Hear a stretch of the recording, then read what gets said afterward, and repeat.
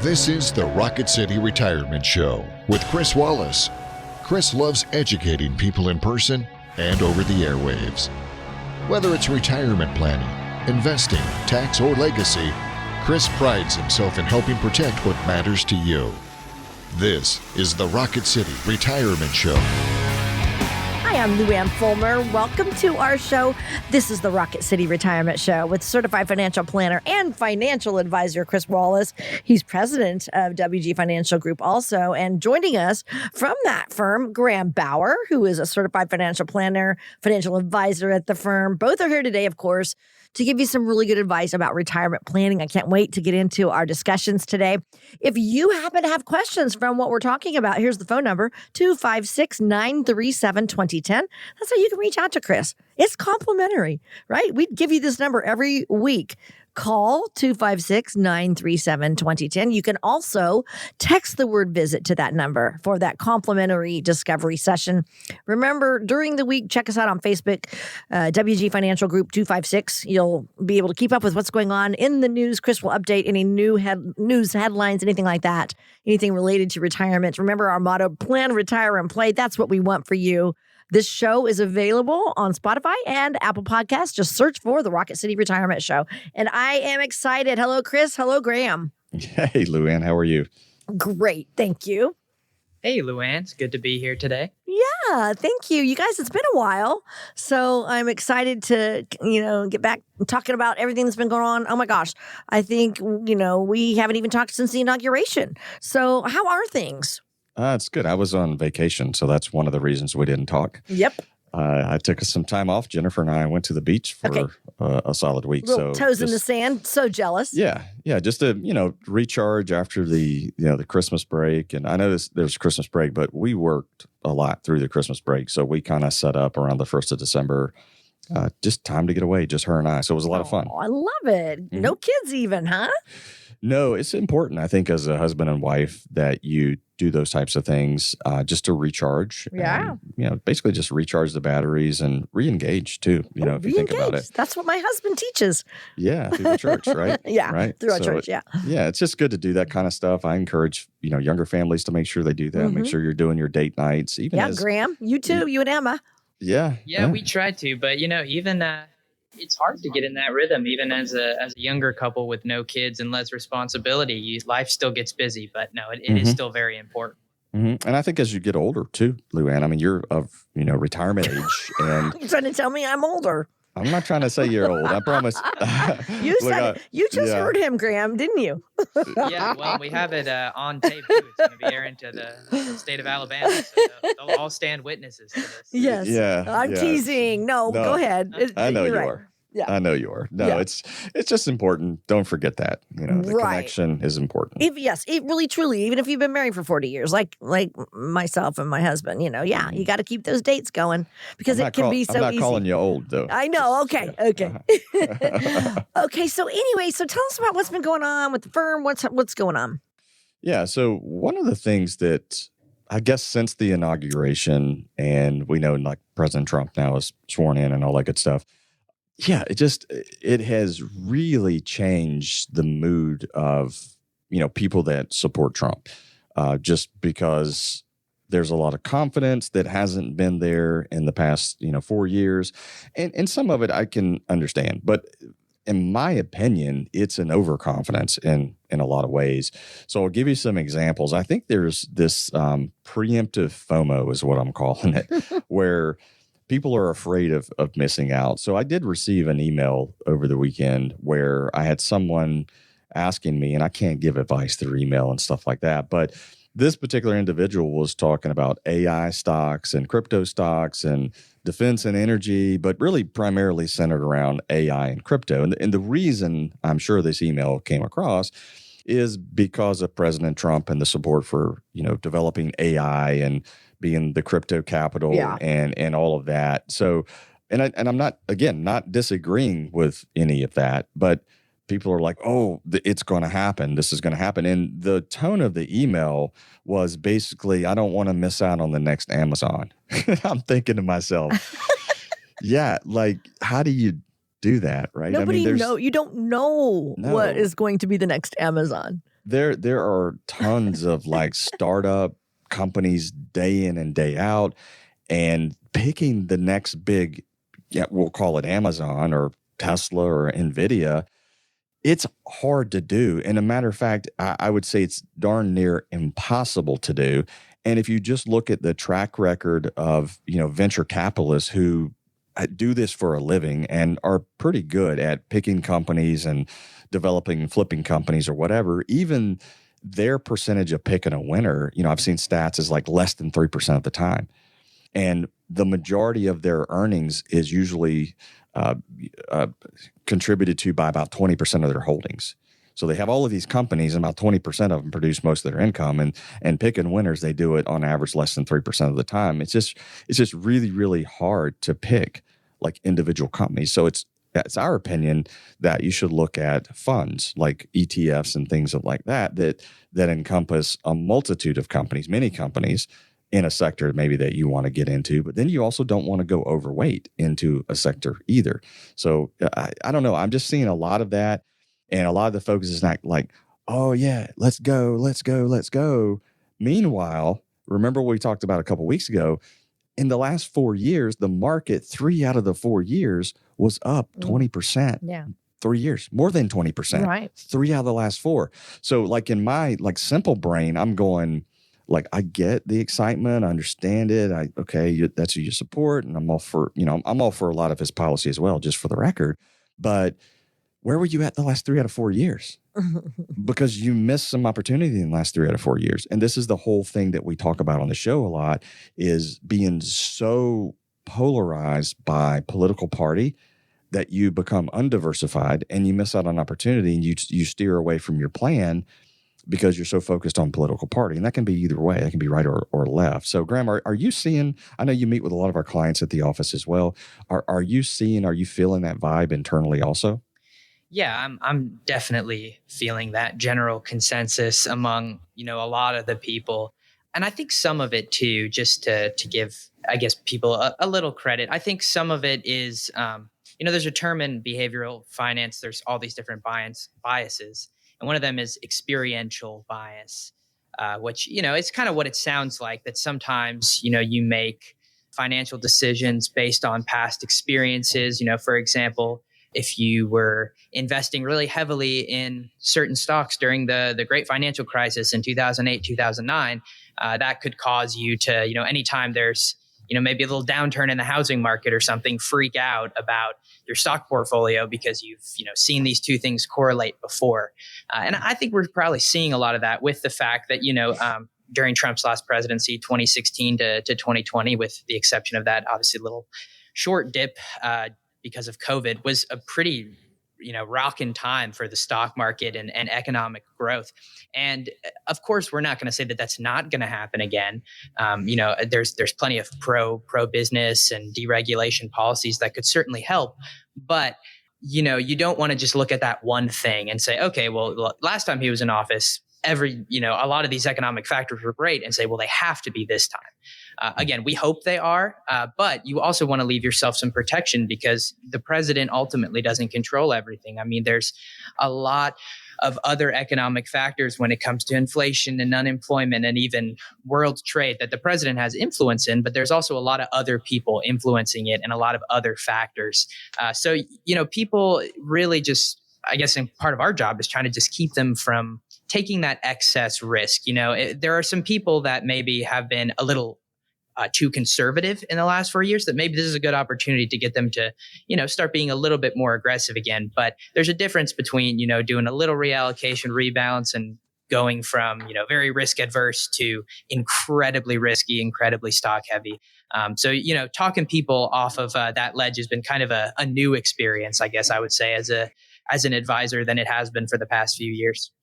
Yeah, I totally agree. This is an opportunity, hopefully, for people to step a little bit closer to the ledge. Obviously, not going outside of the risk tolerance or whatnot. But also don't forget, even in 2018, so during Trump's presidency, I mean, it was a good run for the markets and during those 4 years for sure.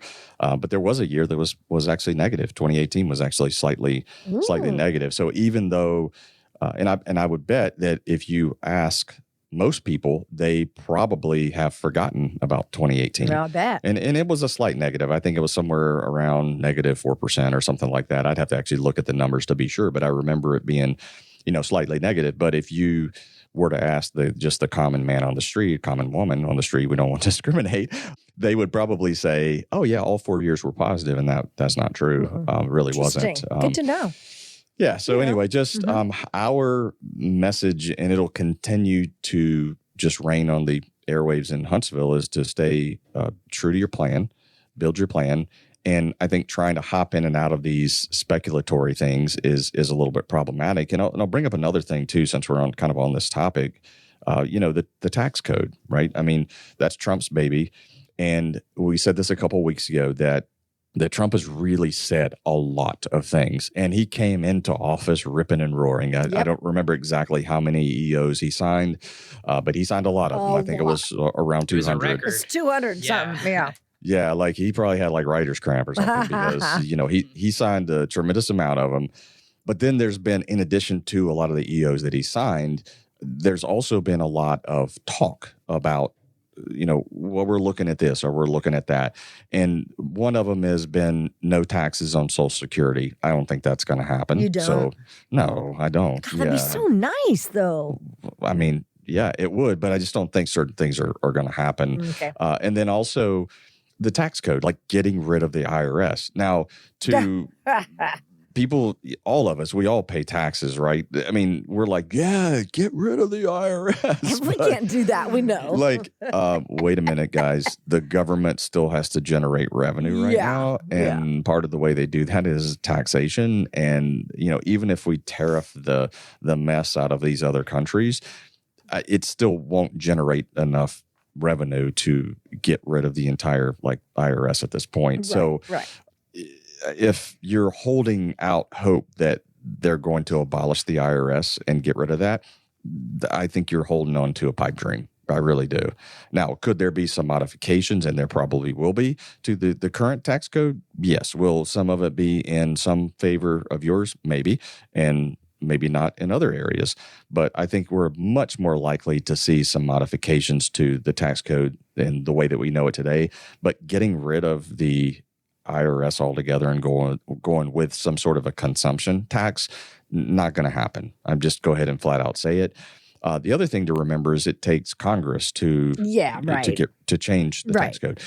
So some people might say, yeah, but we have both halves. We have the House as a Republican, we have the House, and we have the Senate, and now we have the presidency. Well, it still ain't going to happen. No. They're going to get rid of the IRS. So anyway, just all of that to say, build your plan and build a good foundational plan, and then you can make some changes along the way if things change. But if you make your plan according to hopium, and getting rid of the IRS would be hopium, hoping something's going to happen, I think you're on a wishful drug that is not going to help you. And I think it's much better to go ahead and plan for what we know today and to make some adjustments along the way. So anyway, those are kind of my opening thoughts, kind of like almost 15 minutes of opening thoughts there.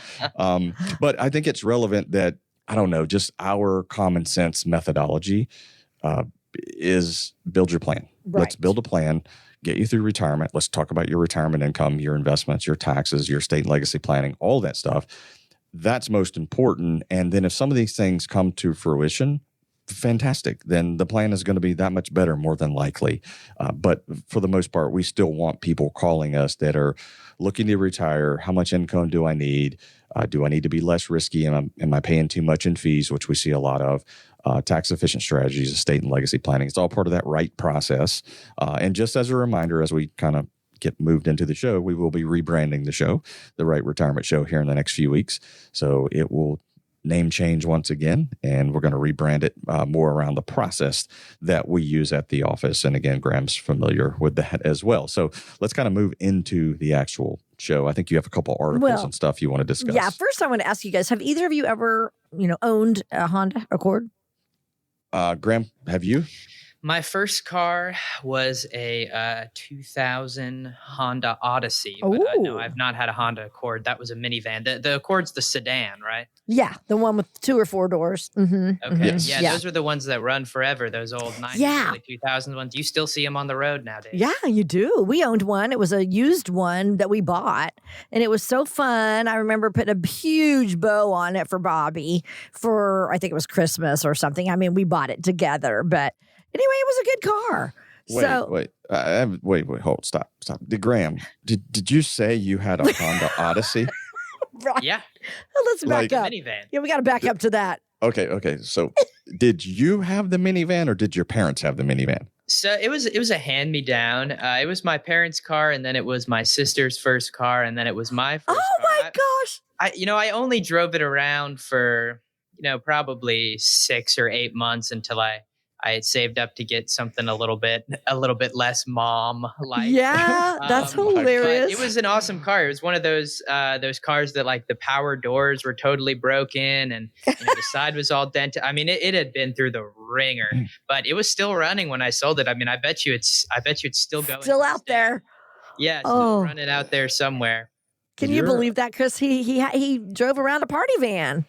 Graham's party van. Yeah, and his friends were probably like, Graham is the coolest ever. We can all pile in Graham's minivan. Right around. No, it was, and it had a DVD player in it. Oh, seriously? You get the friends in the car, and you can have a movie night in your car. My gosh. I think minivans are an underrated. Let me ask. What about dating though? Were you a little bit embarrassed when you picked up a date? Well, Emma was my only girlfriend. It was Emma. And she also drove a minivan, not a Honda Odyssey, but oh my gosh, a Nissan one. So we were both rocking the minivan. That's hilarious. Oh man, minivan at first sight. Okay, minivan. Exactly. I love it. Okay. But also, Luann, so you see those ads like for Lexus, right, around Christmas time, where people are like, I got you a gift. And you open the box and it's like a new car key. Yes. I didn't think that's something that anyone has ever done in the history of the world, but you've done this. You walked Bobby outside with a bow tied to the car and like doves landed on it and everything. Well, let's just say somehow I mean, we already bought the car. Okay. So I just put the bow on it. That's all I did. Okay. So he didn't like open the box. And find a key fob I never ever did anything. Crying. Yeah, that would have been pretty cool. But no, I did not do that. But anyway, so the reason I bring it up is just, everybody's like, oh, eggs are $9 a dozen. Well, the Honda Accord back in 1975 was $8,845. Can you believe that? That's it for a brand new car. Now here we are, 2025. So 50 years later. Still not a bad price, $24,000 for the Honda Accord. That seems low. Seems low, right? Mm-hmm. That's got to be like the lowest trim. It's got to be nothing in it. You don't get the doors. No AC. Extra for that. No AC. I don't know. Yeah. a quick Google search. Why don't you Google it for us? Click on that article. With a little bit of AI overview says the average is 29. 29? Well, it's still pretty good. Yeah, just under 30,000. What? But that's got to be the version with the roll-up windows, no air conditioning, no AC. I mean, you can't really buy a car these days for under 30,000. I don't think so. Unless it's like what we call a Tic Tac, very small vehicle with just like a Flintstone car. We call it the clown car. Bobby and I call it the clown car. Yeah, they're driving a clown car. Oh, where's the nose? Yeah, because you can buy it for under 30,000. Right. So anyway, that's pretty interesting. Yeah, so that might be one of the cheapest cars to buy brand new if you don't want all the bells and whistles. But okay, so now let's get into the information in front of us because you guys are going to walk us through some big regrets that people have when it comes to their retirement. Hopefully, we can all learn from these mistakes today. So why don't you guys go through these? One of the regrets people have is just obviously not having saved enough. So tell us about that. Chris, I'll go with you first.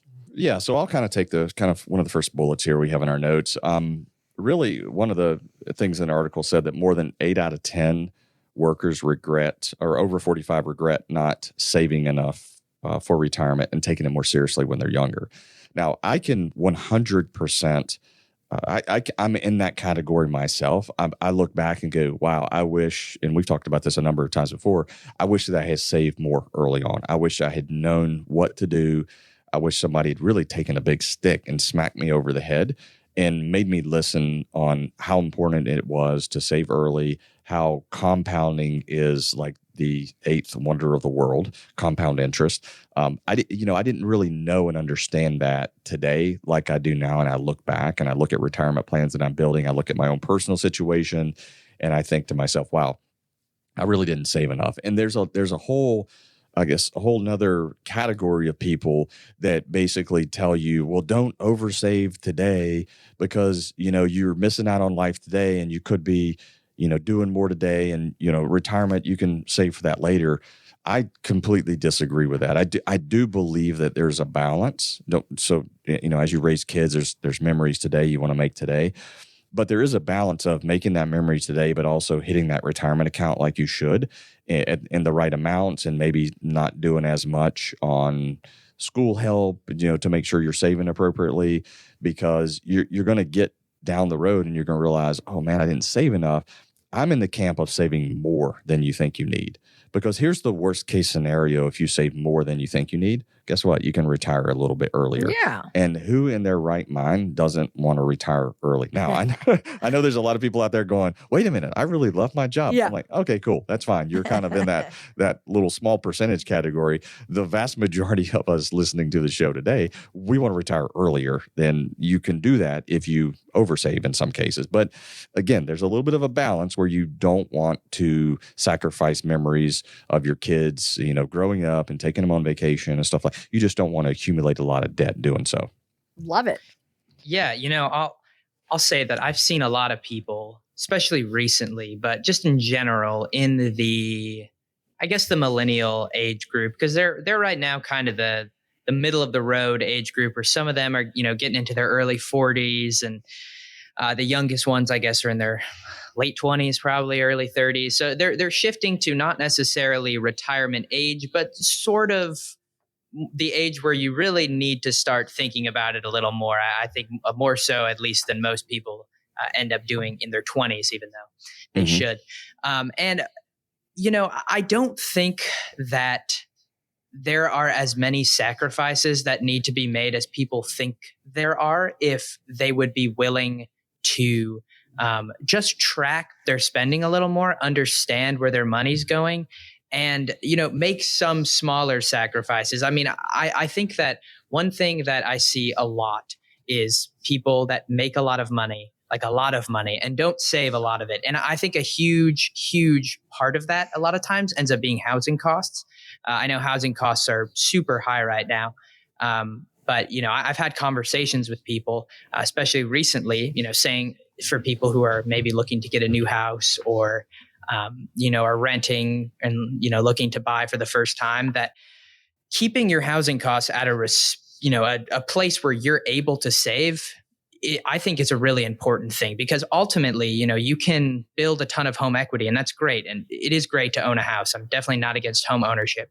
But at the end of the day, you're not going to go buy groceries with your home equity in retirement, or at least, you shouldn't be needing to take out a HELOC to buy groceries and go on vacation and things like that, or reverse mortgage. Those are kind of very much worst case scenarios. But I think that when you shift so much focus to getting a nicer house, or we really, really, really have to be in this school district, a lot of times you'll end up overpaying for your housing costs, and that's not allowing you to save other places. So your home kind of becomes your greatest asset.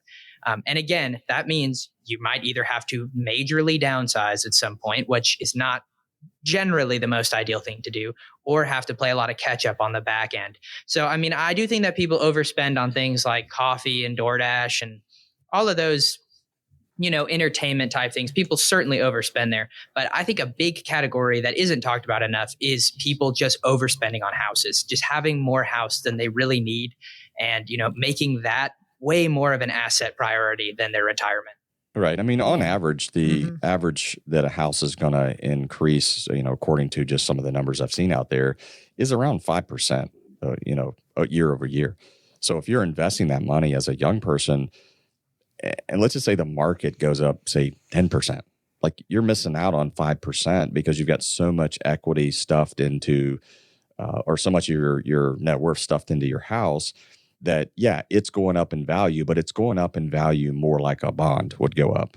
And to Graham's point, if you're just not sinking so much of your money into that, And that could be, like Graham said, I'm a parent at this point, and obviously we want our kids to go to great schools and things like that. But sometimes when you make those sacrifices, it has a long-term lasting effect that sometimes is really hard to unwind.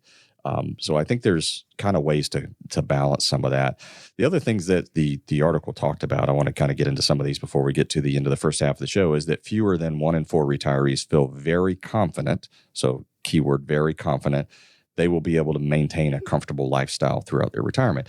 So I know that the people that we work with at the firm, we want them to continue that same level of lifestyle in retirement. So where you're at today, well, we kind of like you to continue that same level. So if you like to eat out twice a week and go on 2 or 3 vacations, that's the way we want you to live your retirement lifestyle. So in order to be able to do that, you need to be putting away adequate money.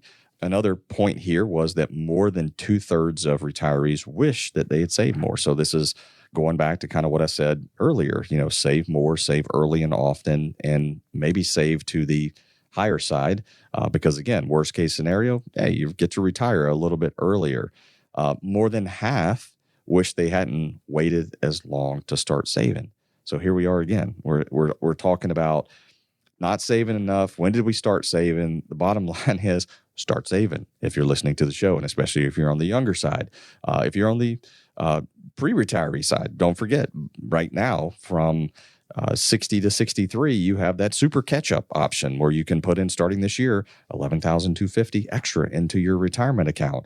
So start saving is kind of the message there. So there's several bullet points, and they all point back to saving money and just starting early so that you eliminate that regret. Because I know that in my life, and I'm in this category to some degree. I mean, we are kind of caught up, I guess I would say, kind of where the average of our age bracket would be at this point, maybe slightly to the higher side. But, raising kids and really making poor decisions. And I think that's where the industry has helped me a lot, and becoming a CFP and understanding kind of how money works and how you have to put money work in for yourself. That's really important, obviously, in your saving years, but it's also very important in the retiree years when you're no longer working and you no longer have that faucet of income, which is kind of the phrase we've coined on this show. When you turn that off, now you have to make money work for you in retirement. And a lot of people don't really know how to do that. They don't know how to set it up. I can't tell you how many times I've been asked the question, hey, Chris, when I retire, how do I take money out of my accounts? And do I need to pay estimated taxes? And, how does all that work? Because I just don't know. Most people have never gone down that path before. And I think that's where we come into play. That's where we play a huge role for the retiree today, especially here in the Metro Huntsville area. That's who we serve. Pre-retiree, retiree, help getting them ready, go through the process, the RITE process, look at the report card. How does that look?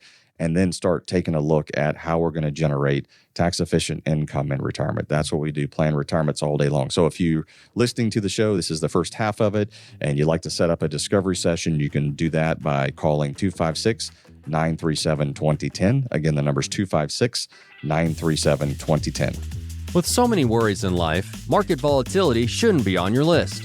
Help ensure your retirement plan is stable and independent of market swings. Just get in touch with Cris Wallace at 256-937-2010. That's 256-937-2010 to start planning.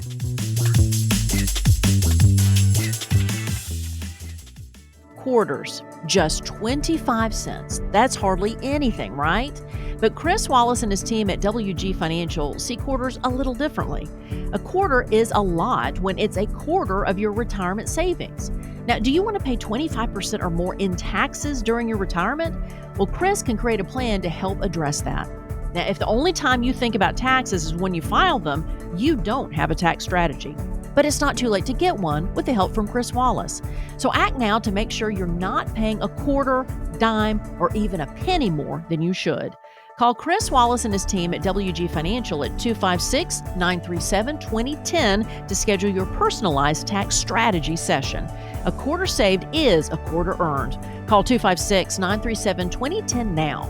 That's 256-937-2010. Investment advisory services made available through AE Wealth Management, LLC, a registered investment advisor. Firm may not give tax advice. If you're pondering the longevity of your retirement savings with questions like, is my nest egg sufficient? Or how long will my retirement funds last? Consider scheduling a session with Cris Wallace. Text VISIT to 256-937-2010. Again, text VISIT to 256-937-2010 now to set up your appointment. Thank you so much for joining us today. You're listening to the Rocket City Retirement Show. I am Luann Fulmer here with Cris Wallace and also Graham Bauer. Both are certified financial planners. So happy to have you with us today. One thing I do want to mention that WG Financial Group is doing is Lunch and Learns, okay? So if you are the owner or president or HR manager of your business, Cris would welcome the opportunity to hold a lunch and learn for your employees at your place of business. And he does this complimentary, okay, for businesses right here in the area. He's going to help your employees better understand some of the more complex things that we talk about regarding retirement savings, and just all kinds of things to help put everybody on the path to a successful retirement. All you have to do is call to schedule a complimentary lunch and learn for your employees. Just call 256-937-2010. We're talking about regrets that retirees have in retirement. Another regret they have is they started collecting Social Security too soon. So I want to get your thoughts on that, Cris. Yeah, so I've heard this. I'd be lying if I said, hey, everybody that I talk to that started at, say, 62 or 63 tells me that it's a regret. But I can tell you that a number of people have come to me, especially longtime radio listeners, longtime TV watchers. They've come in the office and they're like, you know what? I wish that I had heard your show sooner. I wish I'd met you sooner. I wish I'd heard somebody preaching the same message, because I do feel like I've messed up a little bit by taking Social Security early. And so that is a regret that I see retirees make, is especially if they started early and they really start looking at the numbers, they start looking at the spousal protection aspect of it, the tax aspect of Social Security. That's where people start to have regret, because Graham, you said this a number of times. People treat Social Security like a game, and they think it's going to go broke, and it's a real emotional decision, and it causes them to make almost like, I would call it almost like a knee-jerk reaction. Yeah, you, like I've said, many times, it feels like you want to get what's yours from the government, kind of. I think some people kind of view it as Uncle Sam picking your pockets for years and then, agreeing to sprinkle it back to you over time. And obviously, there's some truth to the fact that, yeah, you paid into the system and you want to get money back out of it, but there is obviously so much more that goes into it than just trying to be made whole, quote unquote. Yeah, no, totally. One of the other regrets here is nearly 3 in 10 retirees started Social Security at 62. So this goes back into the regret I was talking about, where I've heard before where people have come in and said, I really wish that I hadn't started so early. And, so nearly 3 in 10 started at 62. Cris, I got to say here, a lot of my acquaintances, friendships, people are like, they're retiring at 62. And I'm like, man, I don't want to, I'm not doing that. But they did. Retiring's okay at 62. And I think that's the big misconception is, well, I'm retired. I have to take Social Security, because sometimes when I'm sitting in a meeting with a prospect, they'll come in the office, been listening to the show for a while, and I'll say, hey, all right, we've gone through some questions. When do you want to retire? What does retirement look like for you? When do you want to retire? Well, Cris, my full retirement age is not till 67. That's when I can collect Social Security. And I'm like, but what if you could retire before then? Would you? That's the question. Because you don't have to tie retirement to your Social Security age. I think everybody thinks they do, I think some people think they do. Not everybody, but I think some people do. And I think when I ask it that way and say, okay, if you could retire at 64 and then continue to defer your Social Security and you could afford to do that, would you? And the facial expressions start to change. It's like, okay, well, maybe, if I could do that. Because sometimes if you retire early, what that does allow you to do is it allows you to spend some of that IRA money. Yeah. It allows you to start doing some Roth conversions without the Social Security income on the tax form clouding the tax picture at that point. So I think, if you can retire early, it gives you, there's some opportunity there for people that can retire early. And I think there's a lot of people that should really consider that. And I'll go a little down the emotional path here. We've seen a lot of people come down with cancers. Oh my gosh, yes. My family, friends. Yeah, you never expect it. You're Nope. like, okay, I'm going to work till 67 because that's what I want to do. And then I'm going to retire and I'm going to collect Social Security and then I'm going to have my retirement. Yep. But then a sickness hits. I know. So the message that we promote at the firm is nobody's guaranteed tomorrow. Plan, retire, play. So go ahead and retire, do your planning properly and retire and then go play, because none of us are guaranteed tomorrow. And we've seen far, far too many spouses that have come down with some sort of an illness, mainly cancer, it seems like these days, and their retirement life just looks different. So lastly, one of the other bullet points here on regrets with Social Security, and I wouldn't exactly say this is a regret, but just kind of more of a note here, that only about 4% of retirees wait till age 70 to collect Social Security. Now, I can tell you after doing this for nearly 20 years at this point, even in the last 10, I would say if I go back 10 years, I almost never heard somebody wanting to wait until 70. And now more and more people come into the office where they're like, you know what, Chris, I'm gonna wait until 70 because it gives my wife more, that gives me more guaranteed income longer, that gives me an opportunity to work on some tax planning on the front side. So I'm actually wanting to wait. But the numbers here in this article say that only about 4% of retirees want to wait till age 70. So I found that interesting as well. Yeah. Mm-hmm. Yeah. And honestly, I think that a good margin, even nowadays, of the people that I see waiting till 70 are retiring close to 70. Like, I think it's still very rare to see someone retire at 62 and wait all the way to 70. Not that it might even be, mathematically and, tax wise, the right thing to do. But I think the psychological element of that is really hard to overcome. You gotta, I guess maybe for people who are more confident about their longevity or, just really understand that they need that extra income, for them and their spouse. Well, also too, Grandma, we talked about this, I believe, maybe we talked about this scenario, but we have seen situations where the spouse is deferring until 70 and becomes sick. Now, the knee-jerk reaction is, well, I'm sick and my long-term, even short-term prognosis is not good, so maybe I should collect because I'm sick. Well, by waiting, you're still protecting your spouse. So in situations that we've seen kind of along this example, like if you're 68 years old and something happens and you become diagnosed with something or terminal illness or something like that, and you're in the process of waiting, it doesn't necessarily mean you should collect because, man, I'm sick, I better go ahead and get my money. Well, you also have to think about the surviving spouse, because when you pass away, the surviving spouse gets all of those delayed credits and would be eligible for, at her full retirement age, or assuming it was a wife as a surviving spouse, she would be eligible at her full retirement age for that full deferred delayed amount all the way up through the month that he or she passes away. So it's very important that you don't make a lot of knee-jerk reactions and that you talk to someone that, one, understands how it works, but also can kind of talk, I don't want to call it common sense because that's not the right term, but just some mathematical and some other things into the equation to kind of help you see the other side of the picture, because the knee-jerk is, I want to collect it now. Yeah. And, in that example you're using, I think the listeners probably got it. But, in a scenario like that, I do think it is also an increasing advantage because of the fact that, if your spouse was, let's say, 65 when you were, 68, 69, 70 years old.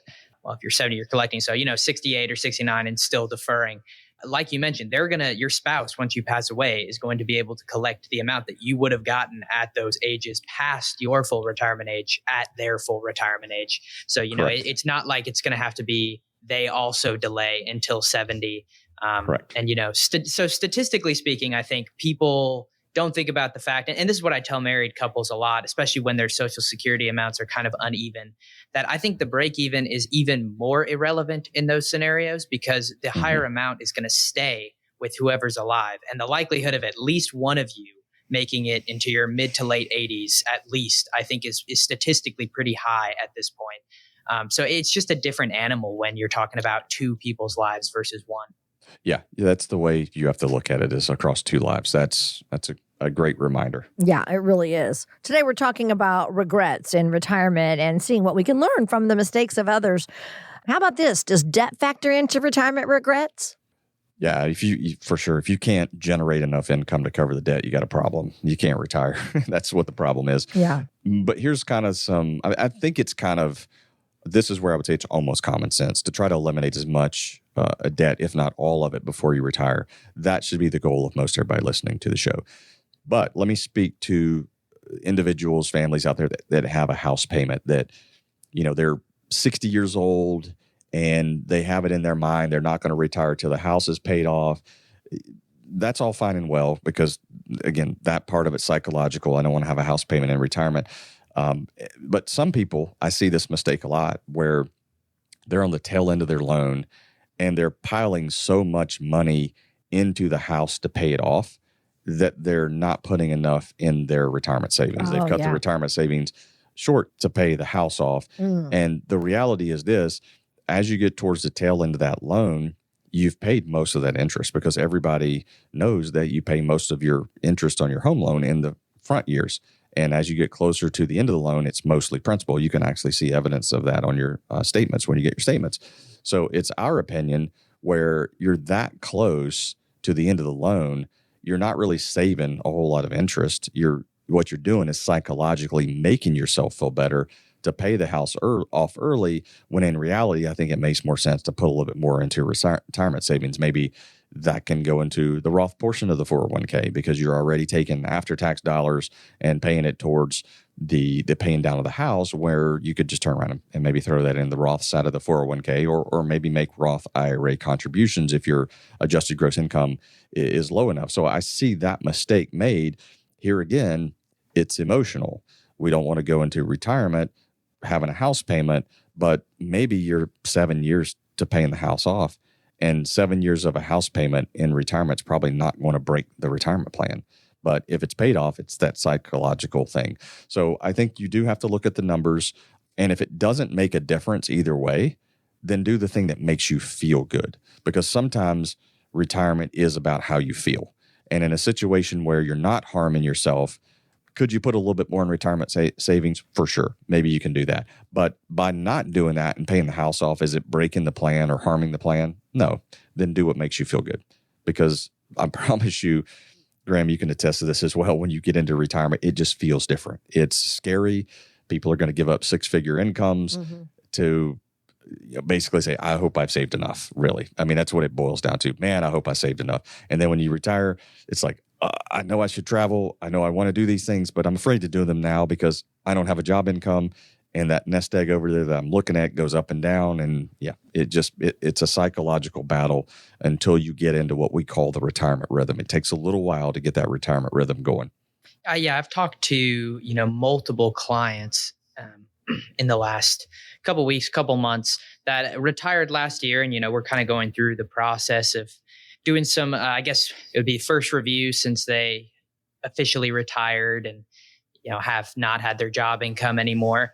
And, one of the big things that keeps coming up and that I encourage some people to do is early on, sometimes people will, maybe a little undershoot a little bit what they need. And I was talking to a few people who, they're comfortable on the income streams that we have going with them. And they're like, yeah, we don't feel like we're really penny pinching. We're kind of doing the things we want to do.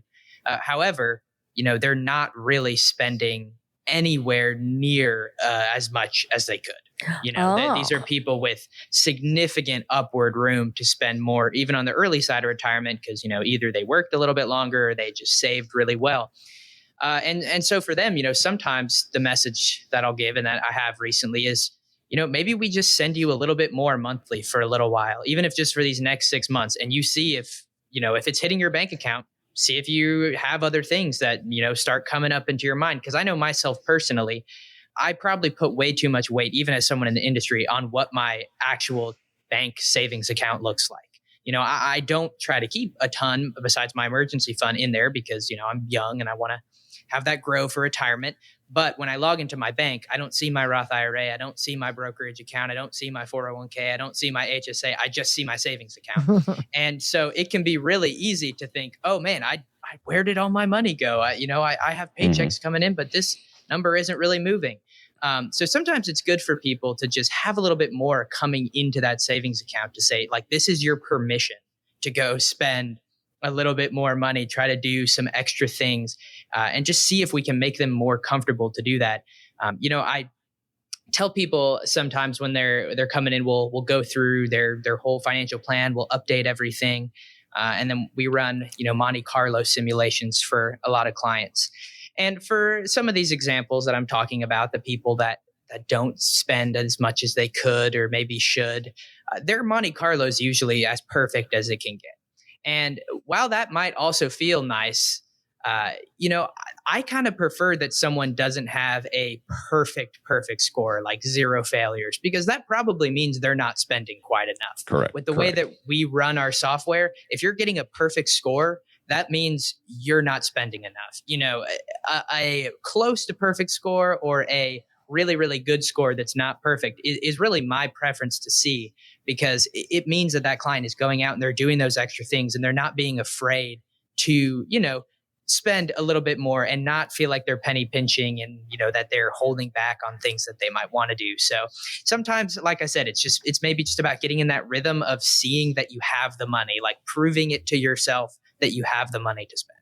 Yeah, I think what's going to happen, you're going to have a lot of people that are going to wake up one day and they're going to look back. They're going to wake up at like 82 years old and they're going to look back and they're going to be sitting on the front porch and they're going to tell their spouse that, you know what, we have all this money and we probably should have spent a little bit more doing some of the things that we wanted to do. Mm-hmm. And part of that is really revolving around some retirees that are out there today. They don't have a plan.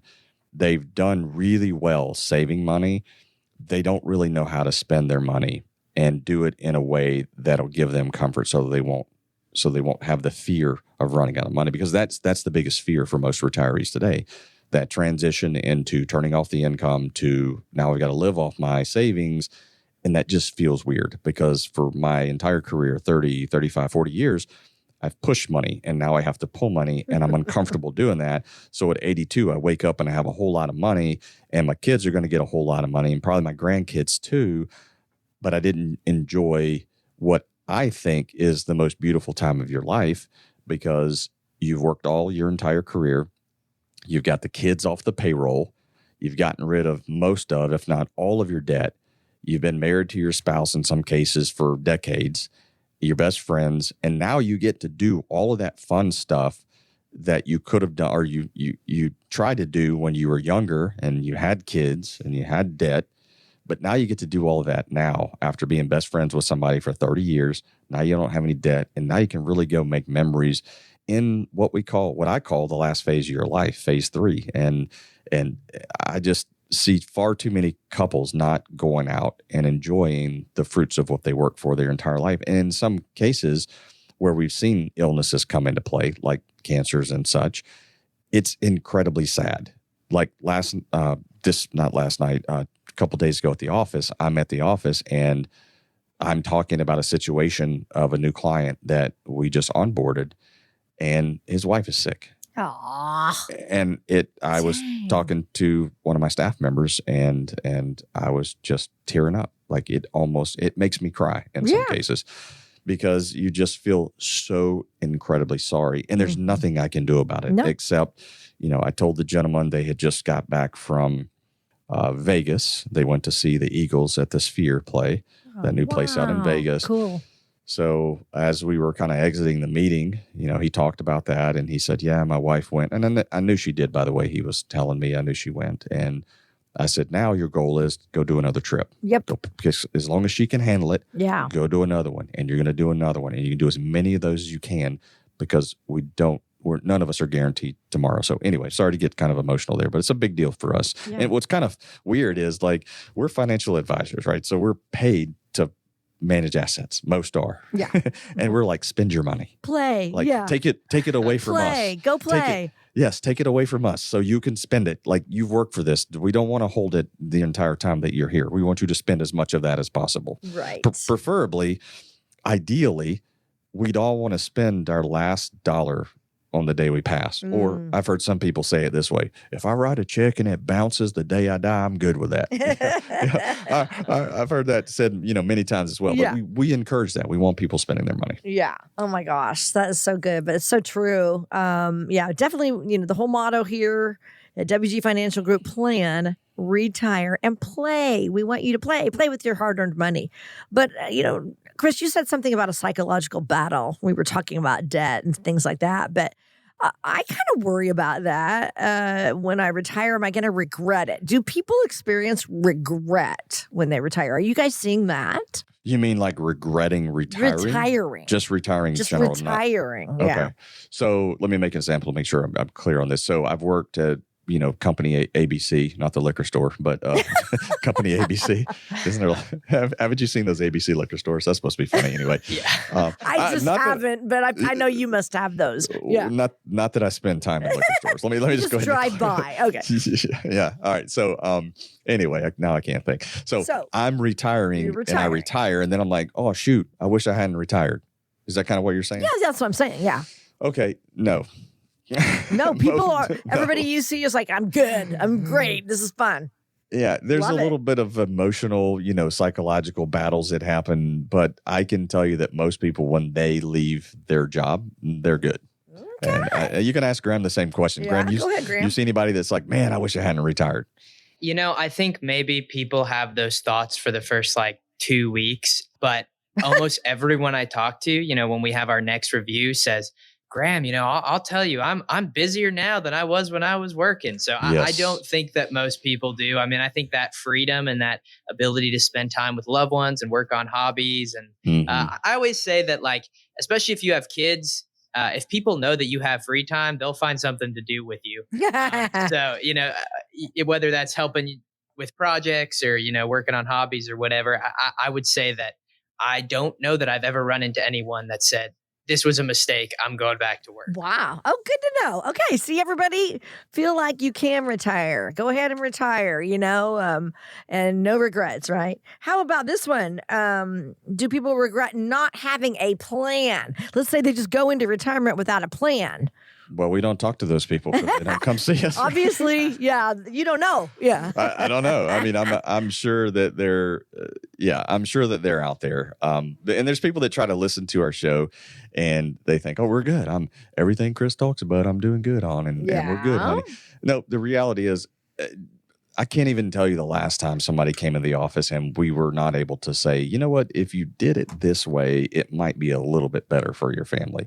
Like even the smartest people in Huntsville, and there are a ton of smart people in Huntsville, or, PhDs and rocket scientists, and, the old saying is, well, it doesn't take a rocket scientist. Well, they're here and they're really smart. And some of them don't come see us because they look at the math and they forget things. And then there's things about their children that we're able to kind of point out and say, hey, did you consider this? And that's probably the beautiful thing about me and my gray hair is that I have kids and I'm walking some of that same journey that a lot of my clients are walking today. And I'm like, hey, we're doing this in my family. And let me tell you why we think it's important. You don't have to do it. I always tell people like this, I'm not telling you to do everything I do, but there are certain things I think are important to protect your family, some of which have nothing to do with your IRA or your 401k. It's about the holistic experience that people receive when they actually come into the office. So do we meet anybody that regrets not having a plan? I don't know, but I can tell you that if you're married, there's a high probability that your wife listens to my show and she's like, man, my husband, we really need to go talk to this person. But the husband's like, nope, we're good, honey. I've got enough money going in my IRA and I've done the math on my spreadsheet. We're good. But the wife is still feeling uncomfortable. And how do I know this? Because I had one prospect come and see me. And I think they're coming back for a second meeting. This was several weeks ago. This is so funny, actually. This was her husband's birthday present. Oh, really? Yes. That's good. That's good. Graham, were you in that meeting with me? I was not, man. Okay. That's quite the birthday present. Yeah, this was the birthday present. And I was like, wow, you know what? That's not what I want on my birthday. But God bless the wife for doing that. That was her chance to get her husband in and kind of sitting through, one of our discovery sessions, and they'll be back for a second meeting and all of that. So, I'm sure there are people out there who regret it, Luann, but we don't meet those. I love it. No, you don't. We just don't meet them. But here's the deal. 70% nearly of Americans are missing that written financial plan. So we're saying you got to have a plan for your retirement so you can retire and then play. Here's the phone number, 256-937-2010. That's how you can reach out to Cris and our team at WG Financial Group along with Graham. Call for that discovery visit. It's complimentary. Call or text the word visit, 256-937-2010. So Luann, sorry, I don't want to interrupt you. We're getting close in this show, and I want to talk about something real quick. Yeah, you just mentioned do it. We don't have much time. Yes, go ahead. You mentioned 70% of people are missing a plan. That's because most people today look at their 401k or they look at their IRA, and that's their plan in their mind. That's their plan. Right. That's it. Yeah.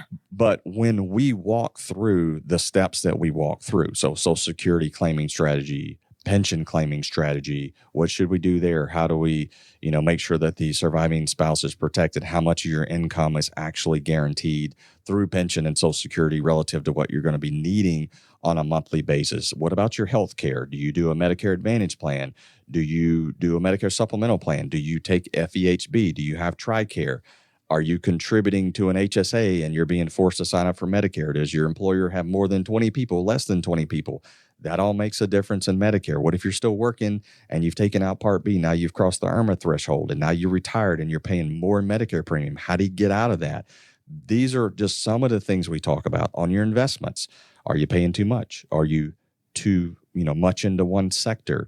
Do you have high-cost mutual funds? Do you have high-cost mutual funds in a non-qualified account that are contributing to what we call a phantom tax? Those are all things that a lot of people just don't know. When you're in retirement, how do you do your taxes? What types of income is taxed at certain rates, and how does that all stack up on your return? And should you be pulling more out of your traditional IRA? Should you be converting? Should you be pulling some capital gains money? All of that is in the tax picture. That's all part of our process in the estate and legacy. Do you have enough life insurance? Because some people, even though they're retired, they're like, I don't have enough. I don't have any debt. I don't need no life insurance. Well, guess what? You don't have enough saved that if you die early, your surviving spouse is going to struggle. So yes, you do need life insurance for a period of time. Some people, not all people need this, but there are situations even with no debt, it's still worth carrying life insurance. Oh, well, they can sell the house, Cris. Okay, great. Your surviving spouse is emotionally wrecked with you passing away, and now he or she has to fire sell a house, and now they got to find another place to live.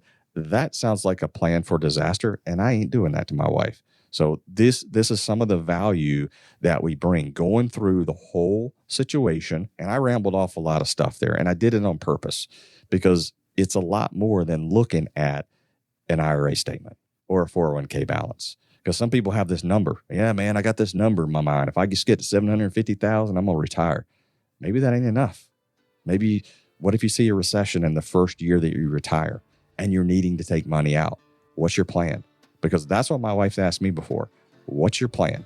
And I had to get my act together and make sure that I had my ducks in a row before I get on the air and I start talking about all this stuff. I got to make sure that my house is clean and that we're doing what we should be doing on our side of retirement planning, and then transition some of that knowledge out into the Huntsville area. But that's what we do week in and week out.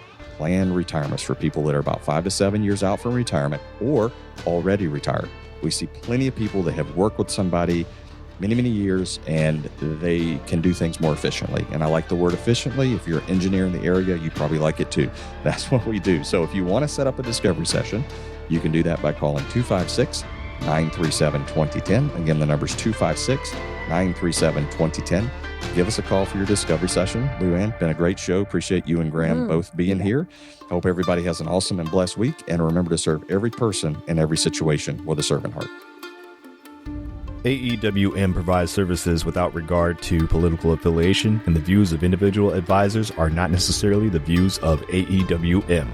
Investment advisory products and services made available through AE Wealth Management, LLC, a registered investment advisor. Insurance products are offered through the insurance business WG Insurance Services. WG Financial Group is an investment advisory practice that offers products and services through AE Wealth Management, LLC, a registered investment advisor. AEWM does not offer insurance products. The insurance products offered by WG Insurance Services are not subject to investment advisor requirements. AEWM and WG Insurance Services are not affiliated companies. Investing involves risk, including the potential loss of principal. Any references to protection, safety, or lifetime income generally refer to fixed insurance products, never securities or investments. Insurance guarantees are backed by the financial strength and claims-paying abilities of the issuing carrier. This radio show is intended for informational purposes only. It is not intended to be used as the sole basis for financial decisions, nor should it be construed as advice designed to meet the particular needs of an individual's situation. WG Financial Group is not permitted to offer, and no statement made during this show shall constitute tax or legal advice. Our firm is not affiliated with or endorsed by the U.S. government or any governmental agency. The information and opinions contained herein provided by third parties have been obtained from sources believed to be reliable, but accuracy and completeness cannot be guaranteed by WG Financial Group. This radio show is a paid placement.